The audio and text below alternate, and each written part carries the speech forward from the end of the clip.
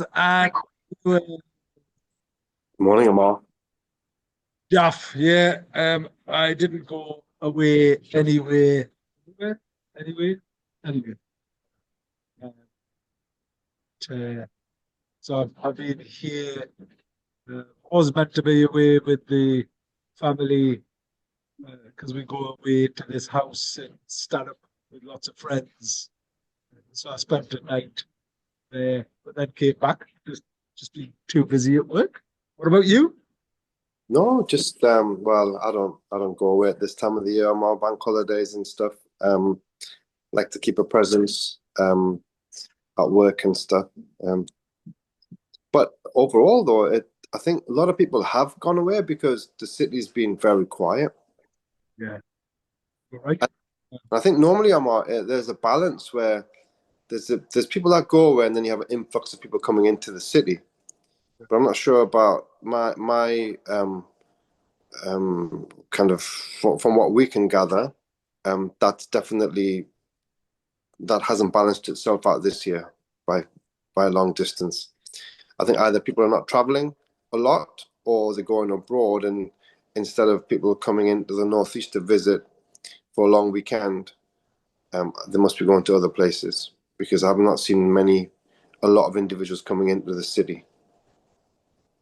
Yeah, it's definitely feels quiet out there, but there's been quite a lot going on, um, which is interesting. Maybe people are just working from home, um, and or because the kids are off, it makes it um, slightly harder, Mm. is what it is. But it was interesting because there was a combination of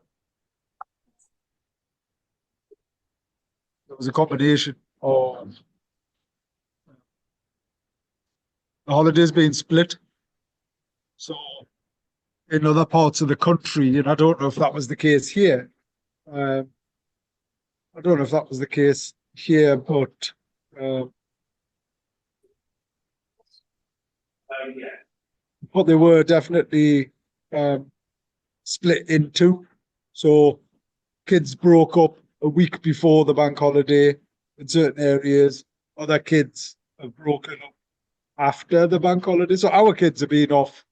They broke up on the Friday, like not this Friday, Good Friday, the Friday before. But there were quite a lot of kids who had broken up the week before and they were going back this week. So anyway, it's a peculiar time, is what it is. But and has it been incredibly quiet, John? Um, it's not been like other bank holidays, Ammar, for sure. Um, just the city centre just feels very, very quiet. When I'm speaking to other operators, they've been saying the same. So I think, yeah, I would say it's been a lot quieter than normal. Like from Good Friday, um, to the Saturday before. So what normally happens is Good Friday, you have, it's usually quieter, but then you make up for it on a Saturday and especially the Sunday, bank holiday Sunday. But this year, the bank holiday Sunday was there wasn't much happening at all. And then normally you have a bank holiday Monday where you have because it's an extra day for people. I think the families are out and about on the Monday. So the Monday lunch, the day is usually you can see it being busier, and the evening is the evening. So yeah, it's definitely been the city itself. When you're walking around the city, it's been a lot quieter. It's probably a combination of lots of things because how do you get into the city centre now? I think that's kind of a massive question that probably wasn't there in people's minds. And when they come and they can't get parked, I think it just deters them from coming into the city centre. No, I agree. And given how painful it is to get into the and out of the city centre and Yeah. find parking, it'd be interesting to see the footfall and response for the metro centre and other places and spaces. So Yeah. I did take I took the kids to Adventure Valley in Durham, Hmm. and it was brilliant. Mm. It was a lovely day out. Um, there are other farms, similar type of venues, but I must admit it was it's a really good one. Um, and uh, the three of us had loads of fun. Um, Mm. but was it as busy as you'd expect it to be for an Easter bank holiday? Possibly not. Mm. Um, I think you're right. There's probably a combination of a lot of people have gone away, but also I feel as if people are just a bit concerned, Jeff. Yeah, that I was just about to say that, Ammar. I feel that a lot in the air. People are there's so much stuff going on in the world. There's so much stuff happening with the economy, the cost of living, all of those things. And I think people, as you said, I think they're just very cautious, and they're probably realizing that they're just socializing and going out. It kind of happens a lot more. I'm presuming. I don't know about the statistics, but does that happen a lot more when there's a feel good factor in the air? Oh, without a doubt. Right. There's no question that So positive news and positivity breeds, let's get out, let's do stuff, let's yeah, whatever it is. yeah, And the challenge that we've currently got is everything's just so dire, and there's a real sense of despair. yeah. And, and more broadly, it'll be interesting. And I say this with sincere empathy and sympathy for employers and business owners.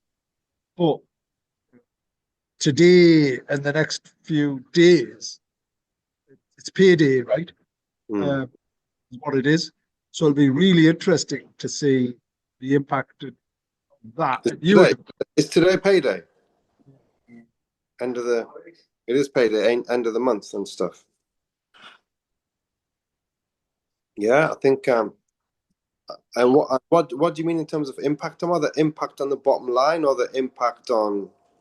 both, both on yeah. It's so what's interesting about this particular pay day is it's the first whereby there's been an introduction of increase of minimum wage, Yeah, increase in uh, employers' contribution, all of these increases, but also from an employee's perspective, the point at which they start paying national insurance and paying more national insurance has has increased as well. yeah. Um, So so it'll be interesting to see what the impact of this is, not just on employers, but employees. well, employees technically they've received an 8% pay rise across the board, but it's not an 8% net pay rise though, because by the time that they pay the increased taxes, the pay rise is actually a lot smaller than what it looks on the face of it. So yes, they're going to get a pay rise, but not as much as what it seems. And there's Or going it should be relevant. I mean, when you say not as much as it seems, had you asked employees, government's policy, isn't it great, whatever else, and lots of policies, but lots of employees would naturally go, well, if it means I'm going to get paid more, then brilliant. And if employers are going to be forced to pay me more, fantastic. The yeah, yeah. short-sightedness of that, Well, though, yeah. is in practice, right? It's not short-sighted on the employees part because, like, No, as you, no, no, I'm not. No, I, I'm talking about the short-sightedness from an government and yeah, of course. And the thing is, the when it comes from the managerial perspective, whilst the management and the managers would be appreciative, they'll also be very conscious that, oh my God, yes, on the one hand, I'm getting a pay rise, but on the other hand, my responsibilities are going to be now different because I have to find ways of reducing the overall burden and the overall cost on the businesses, because that's going to be part of their remit. And that in itself is going to bring different challenges for them because they're going to have a different task to find ways of bringing that overall cost and burden as low as possible. And I think that's what the juggling act's going to be for a lot of operators. And part of it may be, if you're a company and you would have an extra budget to go out, maybe is to go out and spend, that's going to be curtailed straight away because you're not going to have that play. But I mean, anyway, that's my point around the short-sightedness and the impact of this. It is incredibly challenging um, um, environment right here, right now. Anyway, you're listening to Ammar and Jalf. live on our weekly radio show right here on Spice FM, coming live from the International Space Station Airview. Oh, is that where you are? You need to give. I think you need to give our listeners, well, and some viewers, a little bit of a tour. Brilliant. It's such a beautiful, exciting place. Anyway, come on then. Continue with and each week. Oh, and each week we bring you views, news, and one or two clues from the business world. Asian Business Connections aims to connect, support, and promote the Asian and wider communities. And we'll be talking shop quite literally, not just corner shops. Whether you're looking to start a business, have an existing business, or you just want to talk business, we can help. We can't help, and we do help. And it's yeah. So despite us doom and glooming and all of that, there's some brilliant things happening, Jack. There's some like really exciting things happening. There is. And in the city centre, actually, Ammar, if you can recall the old Dickinson and Dees building, the beautiful building on the quayside, right in front of next to the Ma Maison, that turned into a beautiful new hotel called Dakota. Have you been in? Yeah, I was in the other day. I think it's a 5-star hotel. The rooms range, the top end rooms are about 1,200 quid. So you know, it's really beautiful, fantastic restaurant in there that you should go and try. Really, really good.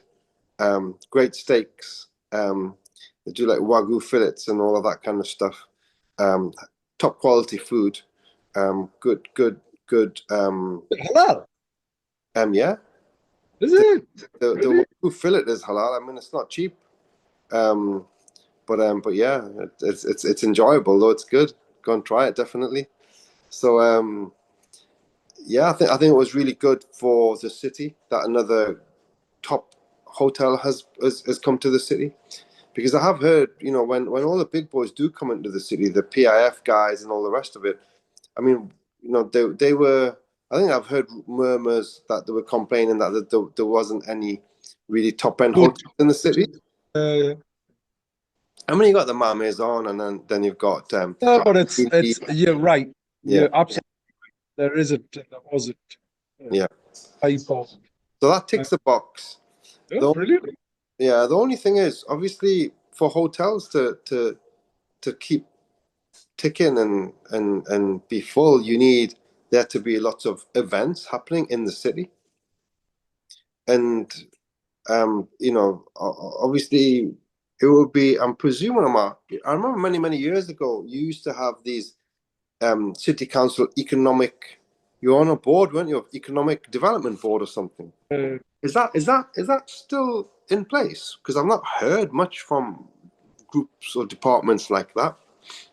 Yeah, so in answer to your question, so the Northeast Local Enterprise Partnership was in place after One Northeast. So One Northeast came about, and it was replaced by local enterprise partnerships, where it was private, public sector working together, led and run by private sector with all representation, and I chaired the business advisory board of that. And then more recently, Kim McGuinness, the mayor, was appointed, so and the LEP was devolved. And there is a business and economy advisory board. I'm still on it. How long I remain on it, I don't know. Because it's like anything, there's always a life cycle. And really, I need to concentrate on the things that I'm doing. And if the things that I'm doing help other people, whether I'm on a board or not. But years ago, there was the Economic Development Board. It was an innovation board, and it was the leader of the council. It's funny, right? Because Newcastle for a couple of years, maybe 2 or 3 years, was Liberal Democrat led. Can you remember that, Jeff? I remember that. And our good friend David Falk. Yeah, he was brilliant. He was brilliant, man. One of the best leaders we've had. Not about politics, but as a genuine person, who supported everyone in a sincere way, an incredibly authentic way. And he platformed, he created this initiative, Newcastles of the World, and joined up all of the Newcastles. And our good friend Mayor Afzal was introduced to us through that initiative. It was a beautiful thing to do. And he had proper representation where business leaders, organization leaders came together, were listened to, were involved in the economic development of our city. It was brilliant. Yeah, it was. And it's a shame that people of that stature, that you couldn't just do a handover of a person from that type of stature to the next person, because there's been some, without naming any names, I don't feel that the city council's been run as well as what it used to be back in the day with leaders such as David Faulkner. And that's a real shame, because it has such major impacts on what the city becomes and what it's turning into at the moment. It's just such a frustration to see things go in a way which is everyone just complains about. And you're supposed to represent the city and the people of the city, so the people should be happy about what's happening in the city. And there's a lot of people that are very, very unhappy about what's happening in the city, and the leaders are making decisions to create that perception, and that's completely wrong. There's a real division happening.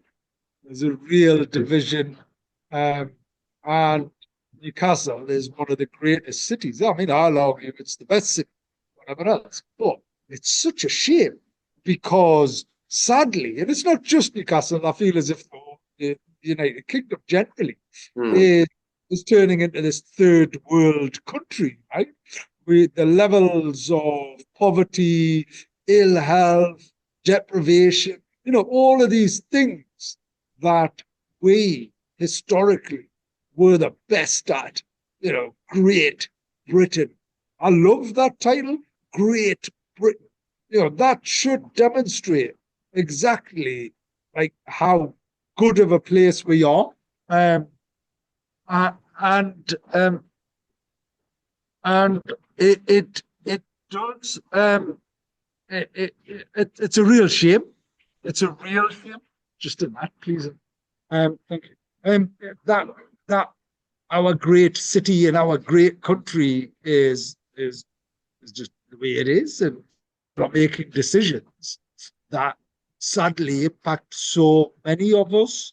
Yeah, but those decisions, they should not be made, and if they are made strategically, why are such poor decisions being made around the entire country, whether it be ULEZ in London? And because it's fine, the country is fine as it is or as it was. Why are we trying to make it? If you want to make improvements, make improvements for the better, but you're making improvements for the worse, and that just doesn't make any sense whatsoever. Newcastle City Centre is a prime example of it was perfect. What a great city centre. We're so fortunate. You have an amazing nucleus of the city centre. You've got Northumberland Street, you've got Gray's Monument. Let's say that's the nucleus, that's the heartbeat of the city centre. And then it expands so nicely. Go into Grey Street, come into the quayside, go towards the river, and then you've got the other side where you got the universities. We've got metro in the city. We've got underground in the city.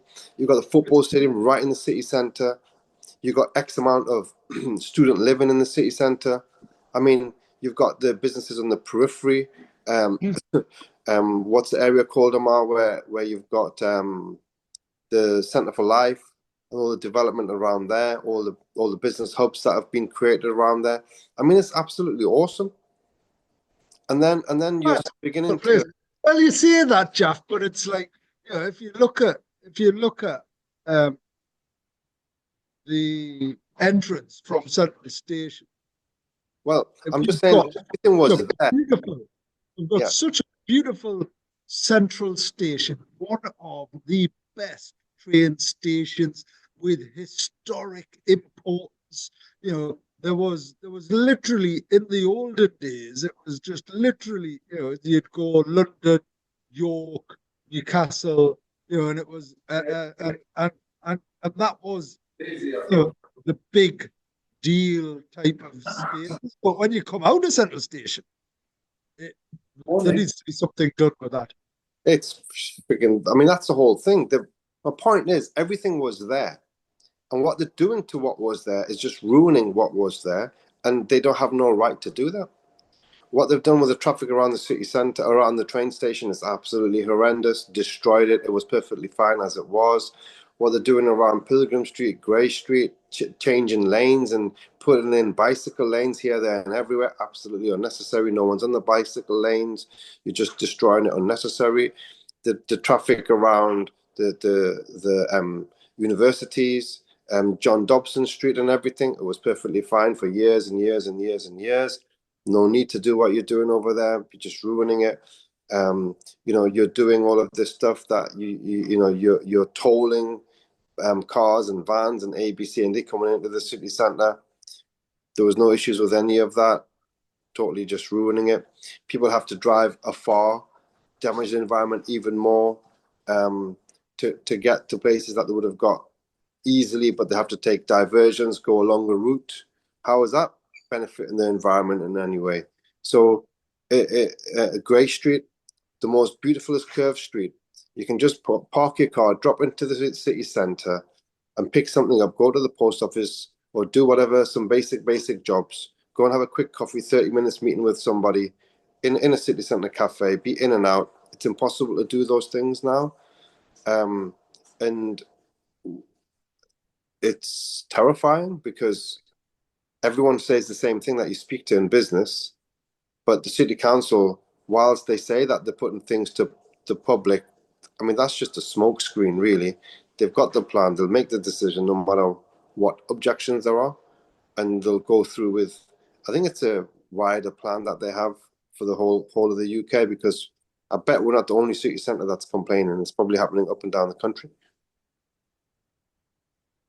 Well, I mean, it's a real sad state of affairs. Coming back to the transport challenges, Jaff.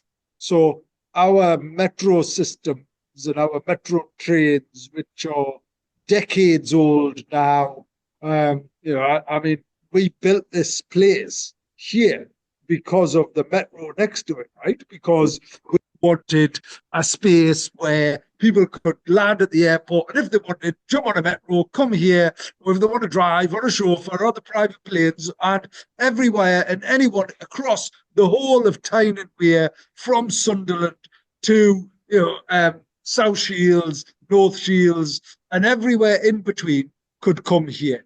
And we'd invested millions of pounds in new trains, and they've just been pulled. Was it fault? The trains have been pulled. Yeah, the new trains. So all of the new trains have been pulled up. Really? Why is that? Some parts from China? Anyway, there's nothing wrong with the Chinese parts. How dare you? But No, I'm there's just, if there's something as in tariffs or whatever, or that's not really impacting us, but I guess any of those decisions. anyway, it just goes to show how broken things are. It's a real shame. And just looking at the headlines, if I look at these headlines in the news here, some positives. So let's just think about that. So UK office vacancy rate falls for the first time since 2020 as firms rethink remote working. The UK office vacancy rate has fallen for the first time since the start of the pandemic, dropping slightly to 8.6% at the end of March. This shift signals a potential reversal in working trends as companies begin reclaiming office space, particularly modern, energy efficient buildings, just like ISS Airview at the airport. Major cities like London, Manchester, and Sheffield have seen increased office demand, and firms such as HSBC, Linklaters, and Auto Trader are expanding their footprints. While office occupancy remains below pandemic levels, the market is stabilizing after years of contraction, driven by a flight to quality and reduced supply due to building conversions. What do you think about that, Jeff? Well, it's a good thing. If there's anything there's positive news economically, then it's a good thing. Well, I think people need to get out the house. I think firms need to encourage people to get out the house. I mean, some of the challenges, the mental health and things like that are absolutely prevalent in people being isolated and socially disconnected. Yeah, people working in office spaces, meeting with other people, developing their skills, particularly younger people. I think it's absolutely critical, and we should be encouraging everybody to get out and work from. That's my view. 100%, I'm with you on that. And yes, it does have a really negative impact on the mental well-being of individuals when isolated in their home. When you Well, it's just I mean, we reminisce all the time, Jeff. Right? It's like work and at school. I went from being a bit of a SWAT to getting whatever it was, and sort of. But it was an interesting time, and then I ran away to London and worked for the British Council and lived down there. But it was, those experiences. And whilst I was before I ran away, whilst I was still studying, I'd done a variety of placements and jobs and things like that. Whilst I was I was studying at the evenings, A levels and whatever else. And during the day, because in those days, you could actually do a youth training scheme. So you got a qualification as well as studying at night. So I was studying at night and working during the day, and I'd get paid £36 or £26 a week or whatever it was. But it was brilliant. But for me, that was the critical development. Getting out, learning, understanding. Might have been photocopying, and then my boss at the time sort of said, "Oh, do you want to come and earn some extra money on a weekend?" It was a cleaning firm, and we'd go and clean. And I was up for anything to just test everything. But I would never have done that had I just been sat at home on a computer all the time, going, "Oh, I don't want to go into an office. I'm really, really scared." Because it creates anxiety, doesn't it? I mean, surely you had some work experience, John. It was different though back in the day, wasn't it? I mean, I think the world was more normal. You would just do the. What does that mean? People, this is normal to lots of people. Well, I don't think normal 20 years ago or 30 years ago, what was normal and what it is today, if you imagine, it's so different. And work experience to me was going into a bank wearing a tie for the first time, going into a working environment for the first time. You're going into a professional, stable environment where there was older people, lovely ladies making you teas and coffees and looking after you, and you felt that they created a very, very special, homely, not so cutthroat, not so corporate environment. And I think that's how the world was. It felt different. I think if you go into that same environment now, it's probably more toxic. There's so much political correctness, uncorrectness, that the experience, the environment is so different. I think it's more fake because of political correctness, no one can say anything that they're thinking. It's not really a real experience. It's probably a bit more plasticky than what it used to be back in the day. And I think you It's would, disposable, isn't it? I think this term that everybody's living in a disposable life. yeah, and I think that's sad, isn't it? Because people can't get that real genuine experience. I think you can only get that real genuine experience probably more from private small businesses because there's still a bit more normality left.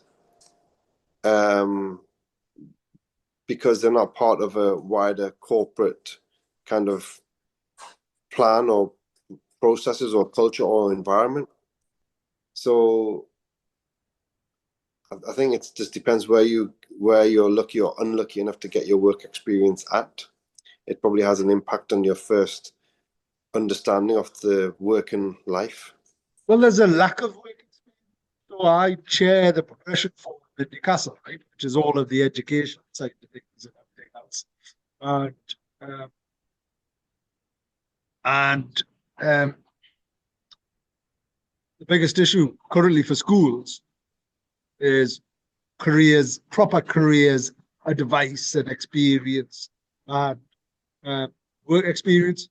So historically, it was almost compulsory that everyone did work experience. Now you can't get it.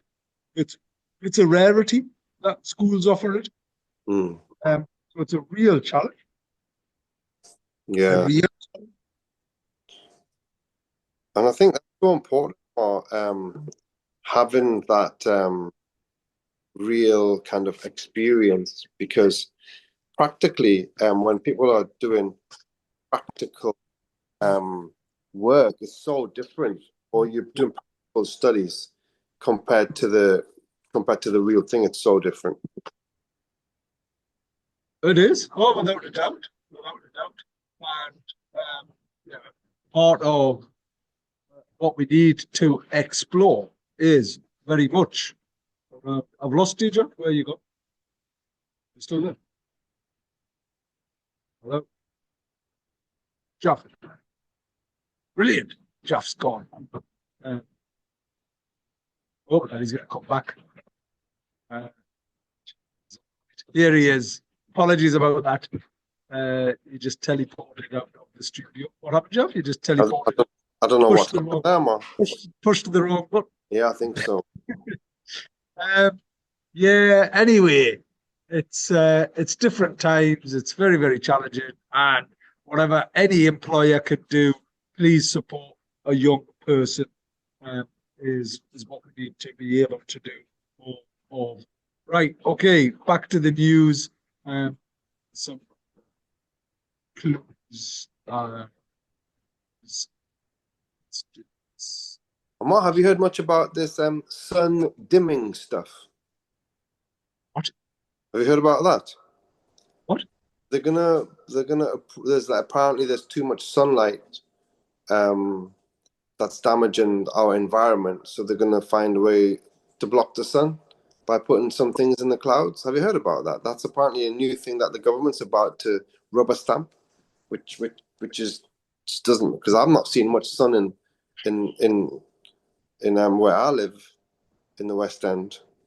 I'm not sure. Maybe it's like they've done something where you're getting more sun in the posh it's so much sunnier up in here. the parts of the city. Yeah. You know, like when they can control things, like the posh people will get everything, and like people like us will get nothing. I think that's what they're going to be trying to do. The people have these like the haves and the have-nots continue to grow. Yeah. So so let's go back to this the news, because inflation falls to 2.6% in March as fuel costs drop, easing pressure on the Bank of England. UK inflation dropped to 2.6% in March, its lowest level in 5 months due to falling fuel prices and steady food costs. I haven't seen any falling fuel prices, have you? No, I don't believe them. I don't believe these statistics unless I actually feel them myself. Yeah, well, that's the best way. It's a Yeah, dip check, right? As in, does it feel as if I'm paying less for my energy? Absolutely not. Does it no, feel as if I'm paying less for my petrol? Absolutely not. yeah. That mean, yeah, it's interesting. Anyway, there was a big event, so let's just finish this part of uh, the news because it was a positive event. Yesterday, there was a huge Department for Business and Trade made in the UK, sold to the world. It launched in July, and there's events going on across the UK, and it's a really big deal. We were there because we're helping businesses and organisations internationalize. And actually, from an opportunity perspective, Jaff, um, there are real opportunities. So, how might we help save costs? How might we improve income?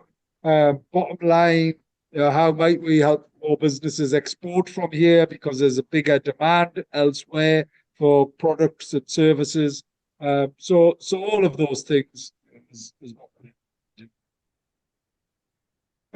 Business topic of the week, Jeff, 10 qualities for successfully starting and building your business. And it's not easy and it's getting harder and harder. But whenever there's any economic turmoil, Jeff, so there's always like push and pull factors. So, if all of a sudden, because the likelihood is there'll be a lot of redundancies coming on the line and lots of people sadly losing the job because of a lot of the policy changes that are taking place. Um, so that's quite a challenge. But it's a good driver to then think about, well, okay, I might want to set up my own business. And there's 10 qualities that you need to consider. You need to have vision, without a clear picture of what you want the world to look like. It would be difficult to create. Think about the finest details, bring it to life. Determination. You want to do this, don't you?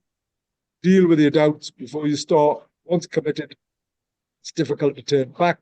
Fitness, you cannot afford time off sick when you work for yourself. That's a real true part, isn't it, Jeff?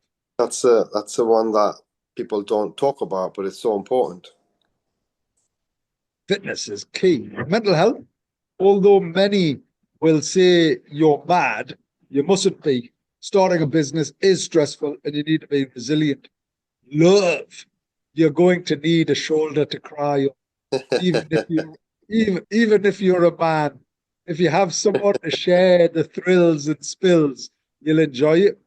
And actually, that's our relationship, isn't it, Jeff? It's like it's interesting because I feel a lot of the things that I've achieved, I've done so because of having a friend like you, um, crying on your shoulder. You know, Well, the other way. I think it's the other way around. But it is so important that you can go and. I think what I've found so important in times of need, you need to go to like-minded individuals where you can just really open up and share everything. And what's been great about when well, you know yourself, when I've got got gone into a place where I don't know which way to turn and I don't know what the right thing to do is, that's when I'd come and see you, and then I get that guidance, which then really makes a massive difference because that decision impact is so impactful on so many people. So if you have that, then it's so important. But not, I feel lucky that I have that, but maybe some people don't. And maybe yeah, that's why you've got platforms that you have where people can come to the SME and knock on the door and get that advice, which would be so important because those decisions is a matter of making or breaking your business. oh, undoubtedly, undoubtedly. And one of the things that we are and have been doing is business M2,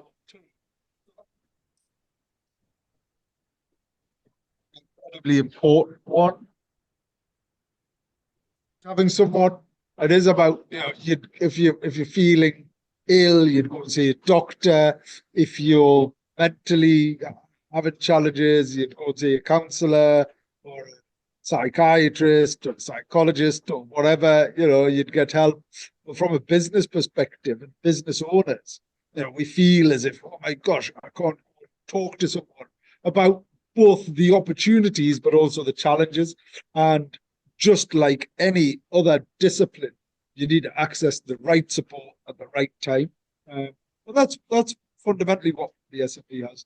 The other elements, so that was number 5, cash. Inevitably, your business will take longer than you think to pay you a wage. The bigger your cash reserve, the longer you can wait before drawing income from your business.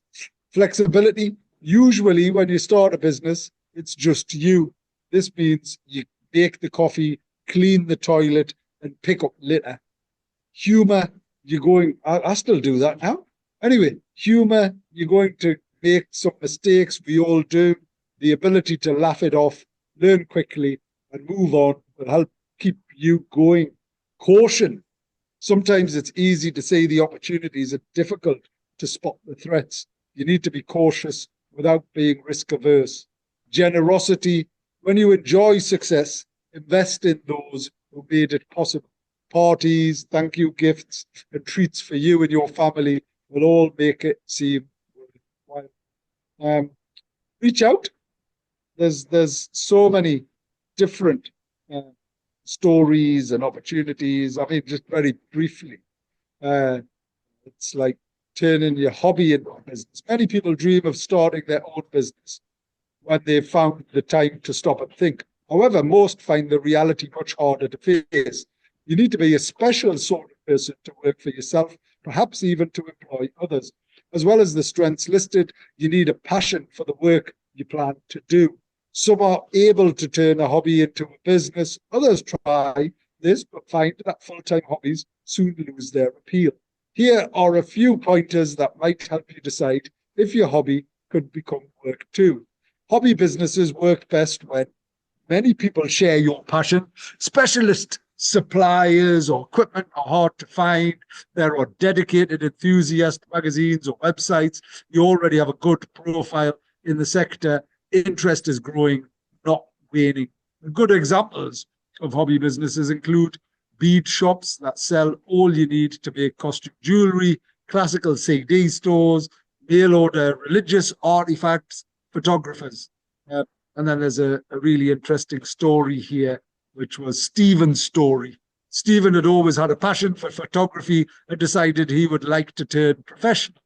He knew it would be a tough establishing himself and making a living in the Northeast. Equally, he knew that he had real talent and could produce commercial work people would pay for. A grant and a loan from the Princess Trust enabled Stephen to rent a small studio in a recently developed artist corner beside the river in Durham. This gave him a shop window and passing trade to boost his work and build his reputation. I'm young, keen to listen, and determined to succeed, he told me, but getting help to rent a studio has made it all possible. Starting and growing a business is challenging but rewarding. With the right qualities and a bit of support, you can turn your vision into reality. Whether it's leveraging your hobbies or building a brand new venture, these tips and stories can guide you on your entrepreneurial journey. What do you think about that, Jeff? Amazing, man. Honestly, I think some of those, again, Ammar, that's the difference, isn't it? The way that you've gone through these points. If you were to get this information from a corporate organization, some of those humane ones that you went through, as in, if you've done well, it's nice to treat those that have made you get there. Spend time or do something, reward them or buy them thank you gifts or say thank you. And I think those are so important. That makes such a massive difference. So that is a kind of a realistic, practical list that you've just gone through there. And I think it would add, anyone thinking about it, they should email you and get that list off you if they haven't made notes. Yeah, and we'll share this, and it's Yeah. on our SME website. It'll go out as a blog as well. But for us, it's about that practical type of advice that other people don't necessarily talk about. You know, people are talking about you need a business plan and you need to do some marketing and all of that. But when you're starting off as an individual, I mean, even now, right? I'm so frustrated because everything takes longer than you ever wanted to, and you want to like just give people a shake and you go, let's do this. We need to get it done now. And there's no one has the same priorities and things like that. But that's just life. And you learn that. So you deal with, you control the controllables and you deal with the things that you can't. You still doesn't mean to say you don't get frustrated. Anyway, coming back on to ABC, so our inclusion by default campaigns ramping up. 50,000 responses to the survey now, Jaff. Huge report coming out. There's a curry club right here next Thursday. So obviously I want everybody coming to that because it's the celebration of ABC's new home. ABC is relocating itself to the International Space Station at Airview Park. It's a beautiful place. It's a lovely space, and anyone who needs any support from ABC will come and find it right here. There's also a round table happening on Tuesday with one of our supporters, Raymond James, and we'll be having a conversation around financial well-being. So some of the things that we've just touched upon, Jaff as a business owner, and more broadly, the wealth of you can and does dictate the health and the happiness, right? It's a virtuous, vicious cycle. Because if you haven't got enough money to live, you're just going to not eat well, you're not going to look after yourself, and then your happiness goes down the drain. So that is why, for me, the critical starting point is to lift everyone up to the next level. So wherever, whoever you are, we'll share the skills, we'll share the insights, we'll support you from shifting up so that the have-nots are moving closer to the haves as opposed to the other way that is currently the case. But we're just doing this. We're not getting any support from it. Yes, we've got some wonderful stakeholders who get involved, but I'm talking about, if you look at the governments and, the people who are fundamentally responsible for addressing this, they're just doing their own thing. And I just think, why are you reinventing the wheel over there? Why is there all this political turmoil? Why aren't you just supporting organizations like ABCs, a not-for-profit social enterprise? The only people who get paid are the people who are doing actual work. None of the directors. We've never taken a penny, Jeff. It's like we're not allowed to. So it just anyway, it's been going long enough. It's made a big impact. Get involved with the inclusion by default. It's interesting next week, Jeff, because on the 1st of May is a number of local elections. And whilst we on this show always remain politically neutral and apolitical, what do you think about that? I think it's. I am apolitical because I don't like any of the parties. So brilliant. So yeah. It'll be interesting, right? Because there's a by-election, so for a member of parliament, where people are expecting reform to get a seat. So that'll be interesting. And there's a number of local elections. So there isn't one in Newcastle. Certainly one in Northumberland. And it'll be really interesting to see what goes on here in Northumberland. But our concern remains that there's going to be a real division.